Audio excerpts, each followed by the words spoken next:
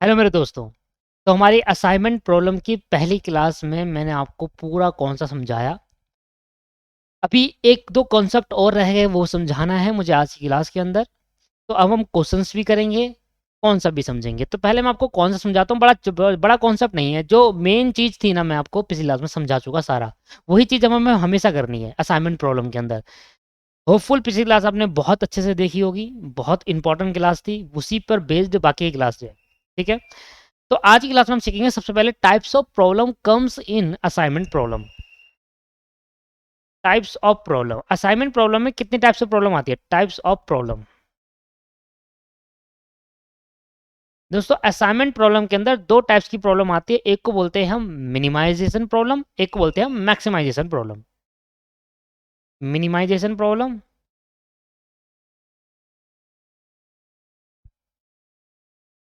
Minimisation problem. एक को हम क्या कहते हैं? Maximization problem. दूसरा हमारा है मैक्सिमाइजेशन प्रॉब्लम।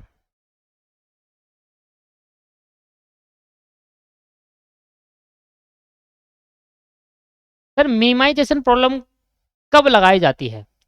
क्वेश्चन में जब आपसे बोले कि कॉस्ट को कम करना है, कम करना मतलब मिनिमाइज करना है, तो वहां पर लगती है मिनिमाइजेशन प्रॉब्लम।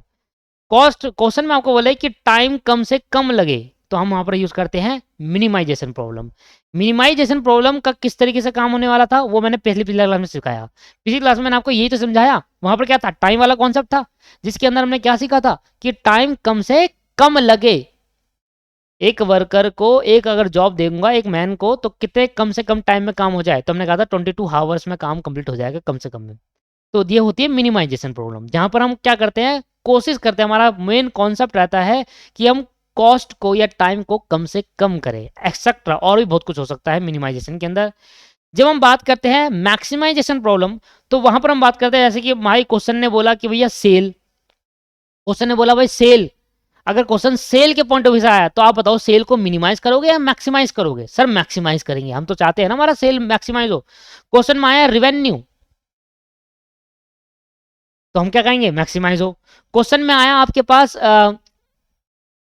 क्वेश्चन में आया आपके पास रन रन। मान लो एक बैट्समैन है, एक बैट्समैन है, अगर वो फील्ड में खेलने जाता है, तो हम क्या चाहेंगे कि ज्यादा से ज्यादा रन बनाकर आए एक बैट्समैन। पर अगर हम वही बात करते हैं एक बॉलर की, तो वो हम क्या कहेंगे कि कम से कम रन खाए। तो हमने कहा जो आपके पास बॉलर है, बॉलर, बॉलर के लिए हम देखेंगे कम से कम रन उसको खाए। और हम अगर बात करते हैं बैट्समैन की, तो हम चाहेंगे कि ज्यादा से ज्यादा वो रन बनाए, है ना, ज्यादा से ज्यादा वो रन बनाए। तो दोस्तों यही एक चीज होती है मैक्सिमाइजेशन मिनिमाइजेशन। क्वेश्चन पढ़ते ही आपको समझ में आ जाएगा कि ये प्रॉब्लम मैक्सिमाइजेशन की है या मिनिमाइजेशन की है। कैसे पता चलेगा? अगर हम कॉस्ट की बात कर रहे हैं, टाइम की बात कर रहे हैं, बॉलर की बात कर रहे हैं, हम चाहेंगे कि वो कम से कम हो। और अगर हम बात करें सेल, तो हम चाहेंगे हमारी सेल ज्यादा से ज्यादा हो, रिवेन्यू ज्यादा से ज्यादा हो, खर्चे एक्सपेंस कम से कम हो। एक्सपेंस की बात करेंगे तो कम से कम हो, रिवेन्यू की बात करेंगे तो ज्यादा से ज्यादा हो, बैट्समैन के रन की बात करेंगे तो ज्यादा से ज्यादा रन मारे बैट्समैन, यही तो चाहेंगे। तो ये आपको क्वेश्चन पढ़ते ही समझ में आ जाएगा ये मैक्सिमाइजेशन प्रॉब्लम है, ये मिनिमाइजेशन प्रॉब्लम है।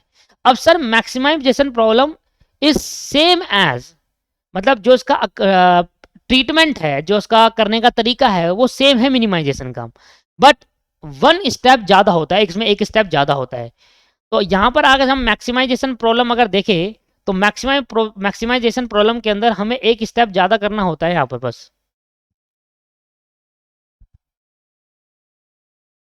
आज हम अपनी क्लास के अंदर मैक्सिमाइजेशन प्रॉब्लम करेंगे, और मिनिमाइजेशन प्रॉब्लम मैं आपको पिछली क्लास में सिखा चुका, जो मैंने आपको बताया था ना टाइम वाला, पिछले वाले में जो क्वेश्चन हुआ वो मिनिमाइजेशन प्रॉब्लम का था।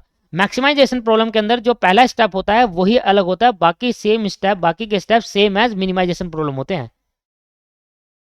बाकी के स्टेप सेम मिनिमाइजेशन होंगे, पहला स्टेप हमें चेंज करना होगा। हमें क्या करना पड़ेगा? हमें क्या करना होता है दोस्तों? स्टेप नंबर वन ऐसा लिखो, इसको हटाओ एक मिनट, इसके अंदर पहले लिखो, if you want to solve, if you want to solve the maximization problem, लगाओ यार यहाँ पर, if you want to solve the maximization problem, if you want to solve the maximization problem by using assignment technique, by using assignment technique, assignment technique का use करके अगर आप maximisation problem solve करना चाहते हो तो असाइनमेंट टेक्निक हमेशा लगती है मिनिमाइजेशन में। तो कैसे हम असाइनमेंट टेक्निक को मैक्सिमाइजेशन में लगाएंगे, तो हमारी जो मैक्सिमाइजेशन वाला डाटा होगा उसको हम कन्वर्ट कर देंगे मिनिमाइजेशन में और फिर उसके बाद असाइनमेंट टेक्निक लगा देंगे। हमारी जो असाइनमेंट टेक्निक होती है वो लगती है मिनिमाइजेशन प्रॉब्लम के अंदर, पर मैक्सिमाइजेशन प्रॉब्लम के असाइनमेंट टेक्निक लग नहीं पाएगी क्योंकि मिनिमाइजेशन में लगती है वो। तो अब क्या कराया जाए, तो अब हम एक तरीका होता है कि हम अपने मैक्सिमाइजेशन प्रॉब्लम को कन्वर्ट कर देते हैं असाइनमेंट टेक्निक लगाने के लिए मिनिमाइजेशन प्रॉब्लम में। बस इतना सा करना होता है, उसके लिए एक स्टेप एक्स्ट्रा करना होता है। बाकी जैसे ही वो मिनिमाइजेशन प्रॉब्लम बनता है हमें सारा का सारा क्या लगाना होता है, सारा का सारा असाइनमेंट टेक्निक लगा देना होती है, जो हमने पिछला में सीखा। So if you want to solve the maximization problem by using assignment technique, it has to be convert. तो हमें क्या करना पड़ेगा, कन्वर्ट करना पड़ेगा। It has to be converted to a minimization problem. It has to be converted to a minimization problem में उसको convert करना पड़ेगा। by formulating ऐसे लिखो, by forming a relative loss matrix, हमें एक स्टेप और जोड़ना पड़ेगा, उस स्टेप का नाम है रिलेटिव लॉस मैट्रिक्स। तो इस केस के अंदर हमारा जो स्टेप नंबर 1 होता है ना, वो स्टेप नंबर 1 का नाम होता है रिलेटिव लॉस मैट्रिक्स। क्या होता है, रिलेटिव लॉस मैट्रिक्स। तो इस स्टेप को मैं हिंदी में यही लिख देता हूं, है ना, इससे आपको आसानी में जब हम करेंगे तो अगर आपके क्वेश्चन के अंदर मैक्सिमाइजेशन प्रॉब्लम है और आप उस मैक्सिमाइजेशन प्रॉब्लम के अंदर असाइनमेंट टेक्निक लगाना चाहते हो तो उस मैक्सिमाइज प्रॉब्लम को आपको मिनिमाइजेशन प्रॉब्लम में कन्वर्ट करना होगा और कन्वर्ट करने के लिए आपको रिलेटिव लॉस मैट्रिक्स बनाना होगा। रिलेटिव लॉस मैट्रिक्स बनाने के लिए हमें क्या करना होगा, सबसे पहले मैं लिख देता हूं, सबसे पहले जो मैट्रिक्स क्वेश्चन में दे रखी होगी, क्वेश्चन में दी होगी, उसमें सबसे मैक्सिमम एलिमेंट ढूंढना है, एलिमेंट ढूंढना है और उस मैक्सिमम एलिमेंट को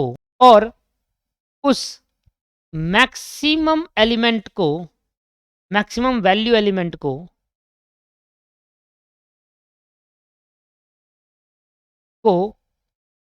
सभी एलिमेंट में से माइनस कर देना है। ऐसा करने से आपकी मैक्सिमाइजेशन प्रॉब्लम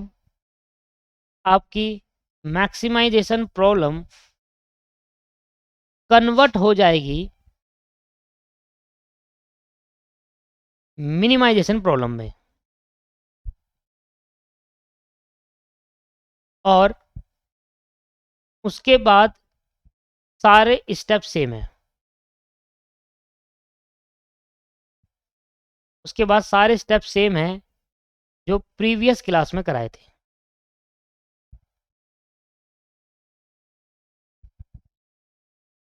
मैं आपको पहले ही बताया कि हिंदी में लिखने का पर्पस सिर्फ एक ही है, आपके रिवीजन में काम आएगा बस।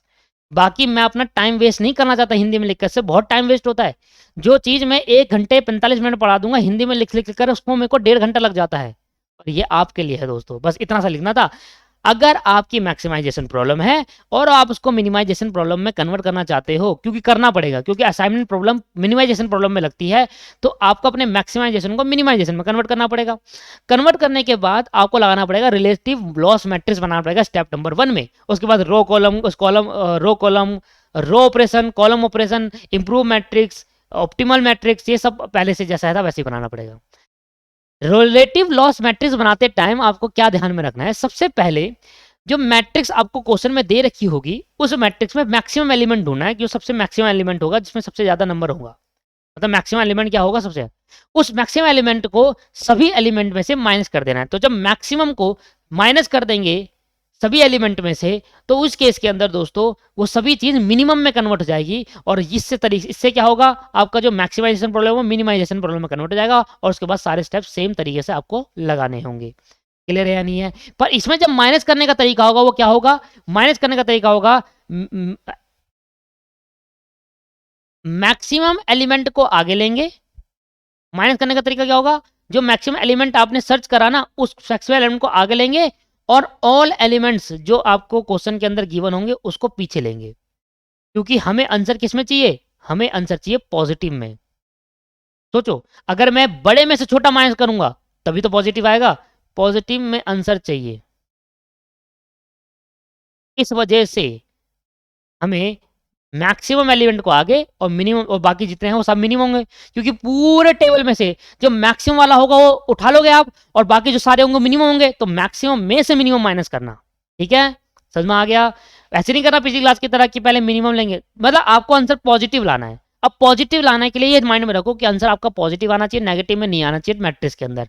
अगर आपको आंसर पॉजिटिव में लेकर आना है दोस्तों, तो आपको क्या करना है वो खुद ही आप समझदार हो, बड़े को आगे छोटे को पीछे। ठीक है, चलो तो एक क्वेश्चन करते हैं मैक्सिमाइजेशन प्रॉब्लम का, और आज की क्लास में सिर्फ वही क्वेश्चन करेंगे, सिर्फ मैक्सिमाइजेशन प्रॉब्लम का, क्योंकि मैं अब पिछली क्लास की तरह बड़ी नहीं करना चाहता क्लास। ठीक है, बाकी सही स्टेप सेम है, क्वेश्चन करेंगे, और अगर डिफरेंट स्टेप आएंगे तो मैं आपको वो भी समझाऊंगा। क्वेश्चन एक पढ़ते हैं फिर आगे बढ़ते हैं, बात क्या करनी है। आओ सर, हमने पिछली क्लास के अंदर पहला क्वेश्चन कर लिया था, आज हम करते हैं दूसरा क्वेश्चन। कहता है a captain of a cricket team has to allot 5 middle batsman position to 5 batsman.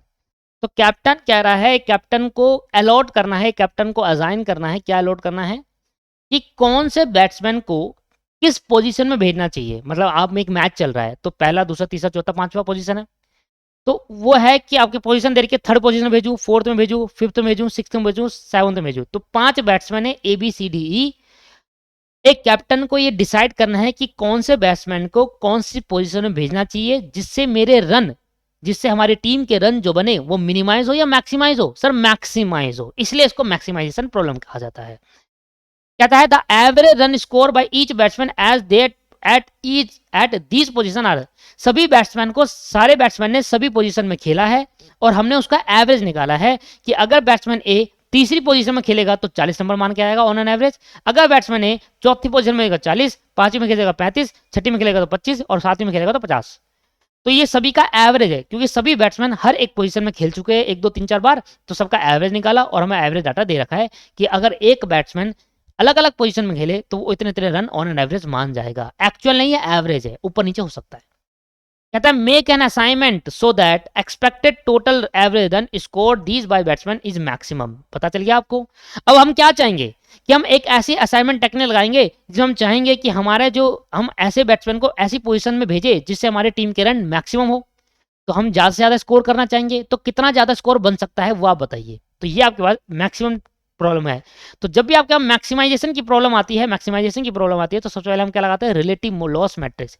सबसे पहले हम रिलेटिव लॉस मैट्रिक्स लगाकर उसको मिनिमाइजेशन में कन्वर्ट करते हैं। आओ सर, क्वेश्चन नंबर मैं 2 करने जा रहा हूं। यहां मैंने लिख दिया बैट्समैन। ठीक है,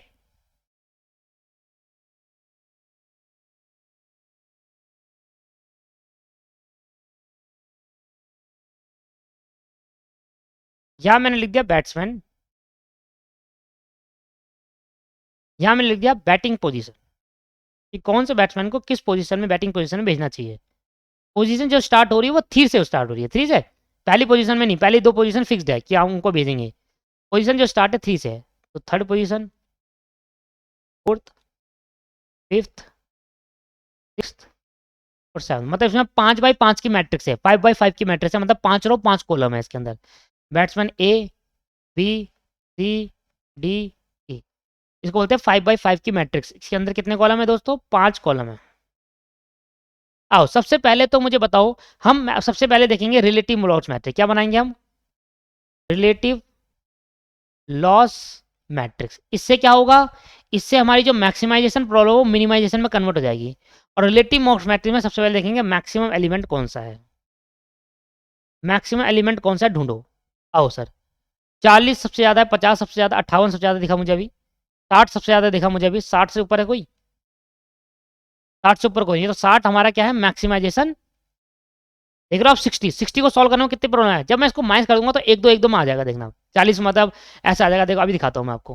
इसको मिनिमाइजेशन करेंगे तो क्या करेंगे, अब 60 को सभी उससे माइनस करते हुए चलेंगे। तो देखो 60 हमारी मैक्सिमम, इस 60 को जब हमने निकाला मैक्सिमाइजेशन एलिमेंट निकाला, उस एलिमेंट में से माइनस गया। अब बड़े को छोटे, क्योंकि 60 मैक्सिमम है तो बड़ा आगे छोटा पीछे, तो 60 में 40 गए 20, ठीक है, 60 में से 40 गए 20, 20 अब क्या 25 35 10, 20 25 35 और 10, माइनस करते हुए चल रहा हूँ, ठीक।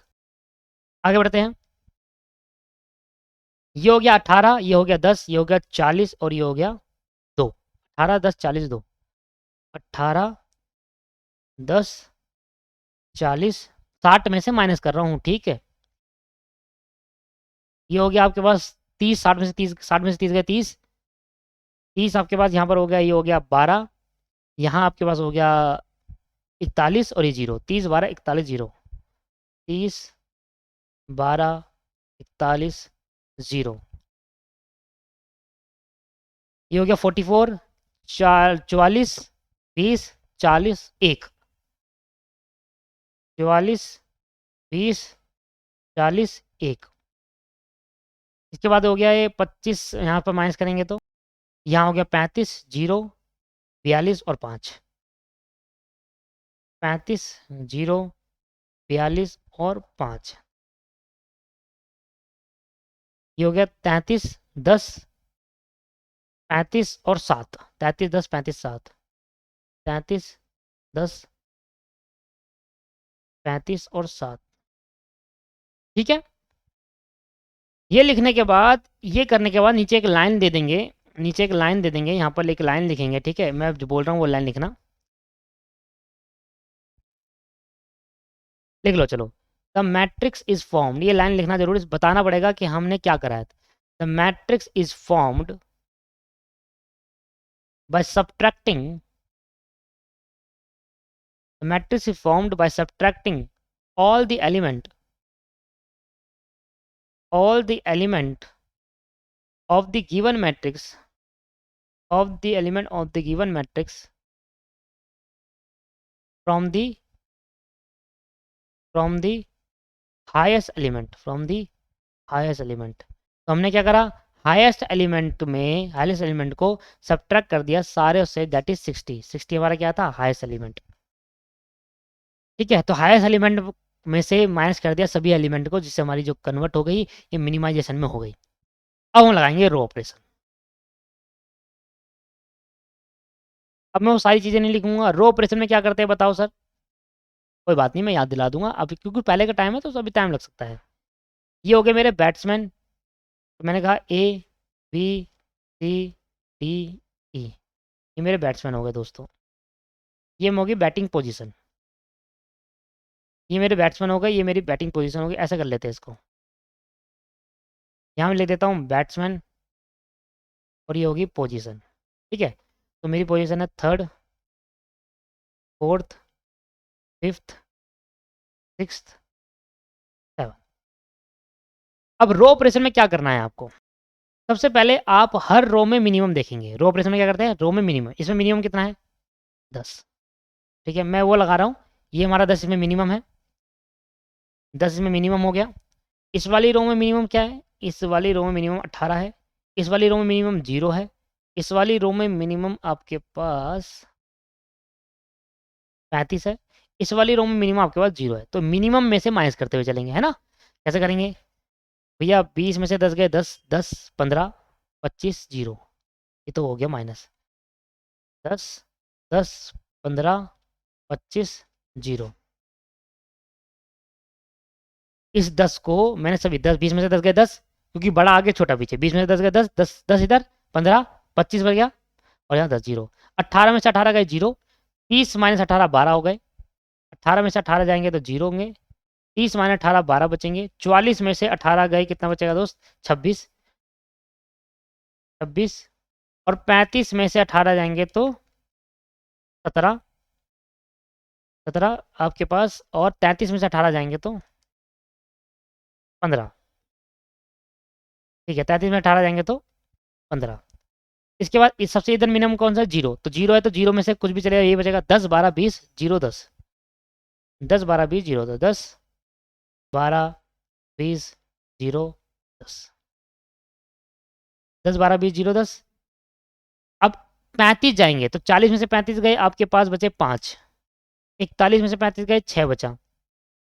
ठीक है, 40 में से 35 गए, 5 बचा। ये 7 बचा और ये 0 बच गया। 42 में से 35 गए, 7। इसके बाद 0 2 0 1 5 7 ऐसे ही आ जाएगा। 2 0 1 5 7। ये हो गया रो ऑपरेशन। अब बात करते हैं कॉलम ऑपरेशन की।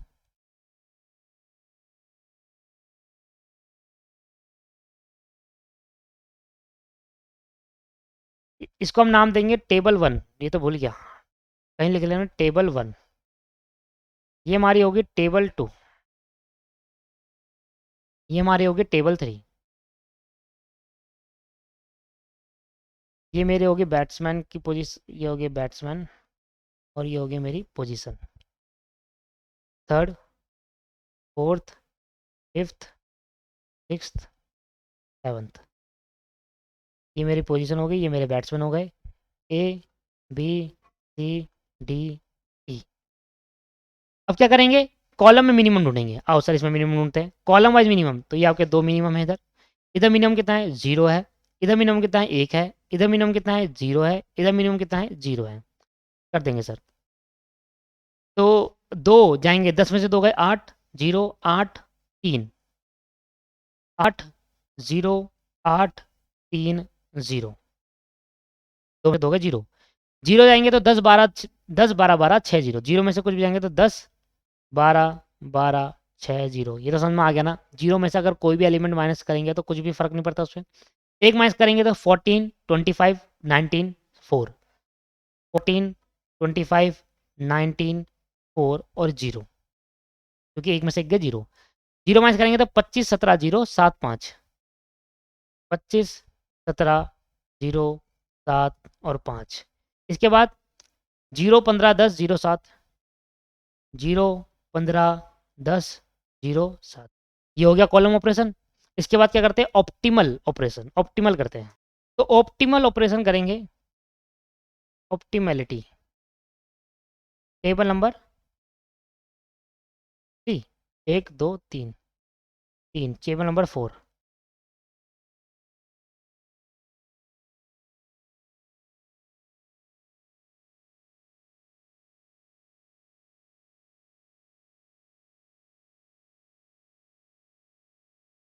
ये मेरे होगी पोजीशन इस साइड वाली, और इस साइड होगी नीचे वाले बैट्समैन। तो ए बी सी डी ई।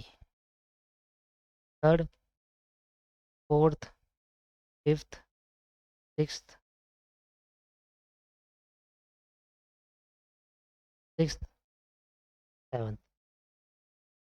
सबसे पहले तो एज इट इज कॉपी कर देते हैं जो कॉलम में होता है। 8 0 8 3 0। 8 0 8 3 0। इसके बाद 10 12 12 6 0। 10 12 12 6 0। इसके बाद 14 25 19 4 0। 14 25 19 4 0। इसके बाद 27 25 17 0 7 5। 25 17 0 7 5। 0 15 10 0 7। 0 15 10 0 और 7। अब इसको करने के बाद हम क्या करते हैं? हम 0 को लाइन ड्रॉ करके काटते हैं, और कम से कम लाइन में ज़्यादा से ज़्यादा 0 काटने की कोशिश करते हो। तरीका क्या था? हर एक रो को चेक करो, जहाँ पर एक 0 होगा वहाँ रो की जगह पर वर्टिकल लाइन खींचेंगे। इस वाली रो को चेक करा तो इस वाली रो में एक 0 मिला यहाँ पर, तो इसमें वर्टिकल लाइन खींच के इसको खत्म करते हैं। इस वाली रो को चेक करा, इसमें मुझे एक 0 मिला, तो इसमें वर्टिकल लाइन खींच के इसको भी खत्म करते हैं। इस वाली रो में चेक करा, इसमें भी एक 0 मिला, इसको वर्टिकल लाइन खींच के इसको भी खत्म करते हैं। इस वाली में चेक करा कोई जीरो नहीं, इस वाली में चेक करा 2 जीरो मिले, ठीक है। अब कॉलम वाइज, तो कॉलम में ये खत्म लाइन होगी, इस वाले में चेक करा तो 1 जीरो मिला, और कॉलम में करते हैं हॉरिजॉन्टल लाइन। तो कितनी है भैया, लाइन ड्रॉ अनइक्वल टू रो और कॉलम,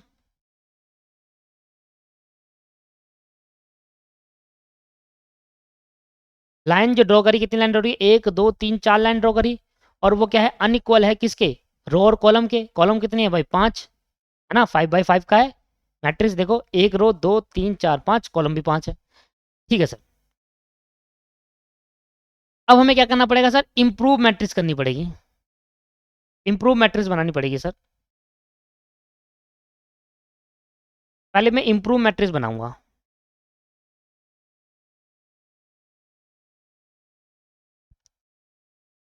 टेबल 5। इंप्रूव मैट्रिक्स कैसे बनाएंगे जी, A B C D E, third position, fourth, fifth, sixth और सेवन्थ, ये हो गए मेरे बैट्समैन, ये हो गए पोजीशन। इंप्रूव मैट्रिक्स कैसे बनाएंगे, सबसे पहले जो नॉन कट एलिमेंट है उसमें मिनिमम ढूंढो, नॉन कट एलिमेंट ये इन सब में मिनिमम क्या है, इन सब में जो मिनिमम है वो 4 है। जो नॉन कट एलिमेंट है उस 4 में 4 उसमें से माइनस कर दो, और जहां पर इंटरसेक्शन हो रहा है वहां पर ऐड कर दो, यही बताया था ना। जहां पर नॉन कट एलिमेंट है उसमें से जो सबसे पहले क्या देखेंगे, जो आपके पास ऑप्टिमल मैट्रिक्स है उसके अंदर ये देखा जाएगा, जो नॉन कट एलिमेंट है उसमें सबसे मिनिमम क्या है, हमने कहा 4 हमारा मिनिमम है, ठीक है। अब इस 4 को सबसे पहले तो इन सब में माइनस करो जो नॉन कट एलिमेंट है, तो 10 में से 4 गए 6, 10 में से 4 गए 6, 12 में से 4 गए आपके पास तो 8 बचा, 12 में से 4 गए 8, 6 में से 4 गए 2, ठीक। ऐसे इधर 14 में से 4 गए आपके पास बचा, 14 में से 4 गए 10, 25 में से 4 गए 21, 19 में से 4 गए 15, और 4 में से 4 गए 0। ये तो हो गया वो चीज जो नॉन कट एलिमेंट थे उसमें मिनिमम एलिमेंट को ऐड माइनस कर देना, और जहां पर इंटरसेक्शन लग रहा है वहां पर ऐड कर देना। इंटरसेक्शन पॉइंट बता दो कहां पर है, इंटरसेक्शन पॉइंट ढूंढो। एक ये है इंटरसेक्शन पॉइंट, जहां 2 लाइन का इंटरसेक्शन हो रहा है, एक ये है एक ये है, ठीक है, और कहीं नहीं है, 3 इंटरसेक्शन पॉइंट है। इन तीनों इंटरसेक्शन पॉइंट में मिनिमम वैल्यू को ऐड करेंगे, 0 + 4 4 हो जाएगा ई पे, ठीक है। और इधर 5 + 4 क्या हो जाएगा 9, और 7 + 4 हो जाएगा 11, और बाकी को एज इट इज उतार देंगे, बाकी को एज इट इज उतार देंगे। 8 0 8 8 0 8 3 है, 8 0 8 3, ये हो गया 0 0, यहाँ आपके पास आ गया 0 0,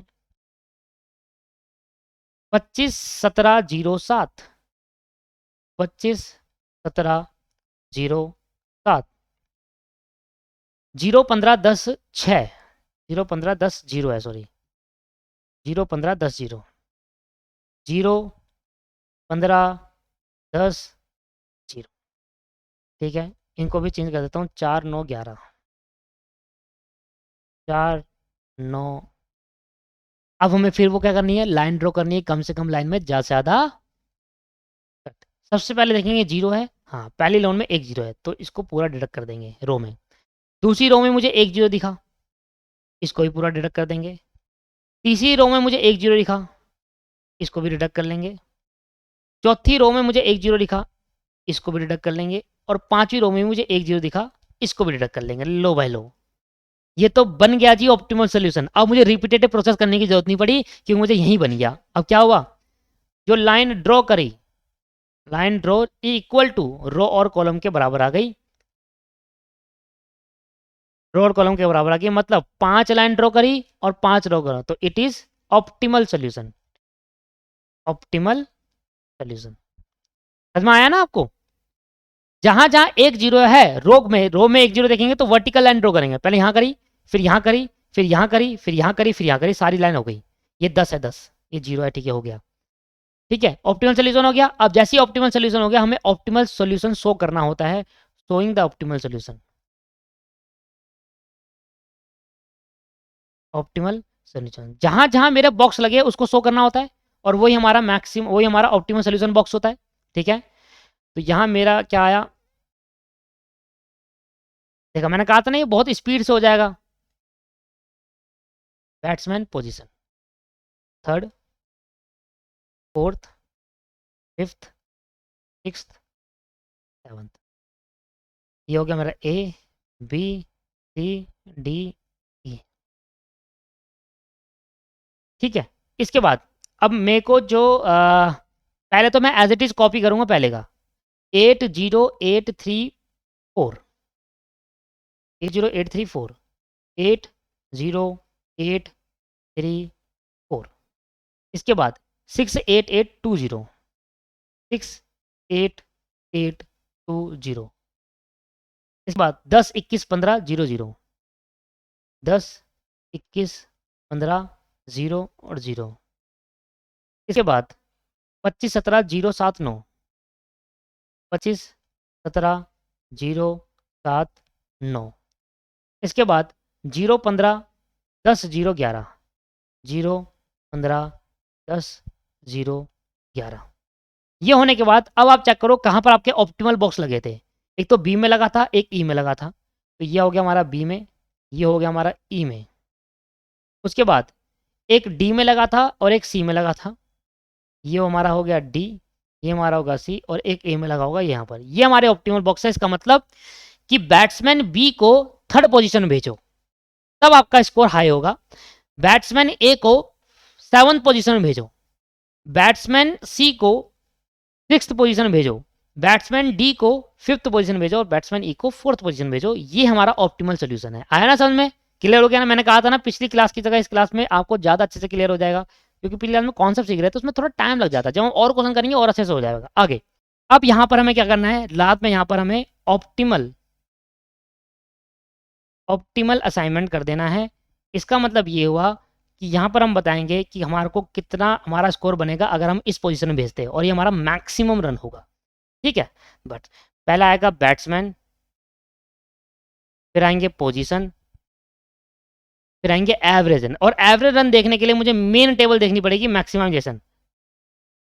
एवरेज रन देखने के लिए मुझे मेन टेबल देखनी पड़ती है दोस्तों, क्योंकि मिनिमाइजेशन मत देखना। बड़े स्टूडेंट गलती कर देते हैं कि जो हमने सबसे पहले मिनिमाइजेशन कर में कन्वर्ट करा ना, ये टेबल देखने लग जाते हैं। ये नहीं देखनी, एवरेज रन ये थोड़ी ना थे, एक्चुअल एवरेज रन तो जो क्वेश्चन में गिवन थे वो थे।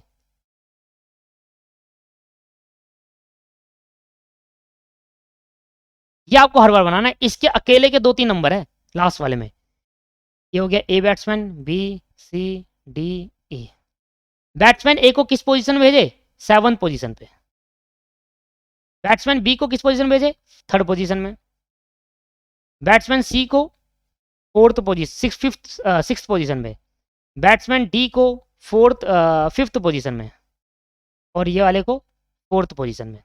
अब देखो कि अगर मैं बैट्समैन ए को 6th में भेजूं, 7th में, बैट्समैन ए को अगर 7th में भेजूं तो 50 नंबर मारेगा, 50 रन मारेगा, सबसे ज्यादा। देख लो, आ जाओ। बैट्समैन बी को अगर मैं कौन सी पोजीशन भेजूं, 3rd पोजीशन में, तो ये 42 नंबर मारेगा। देखो सबसे ज्यादा है, इसमें सबसे ज्यादा है 42। बैट्समैन सी को अगर मैं कौन सी पोजीशन भेजूं, ये तो देख लो, 6th पोजीशन भेजूं, बैट्समैन सी को 6th पोजीशन में 60 मार रहा है, 60। देखो इसने अपने आप बता दिया।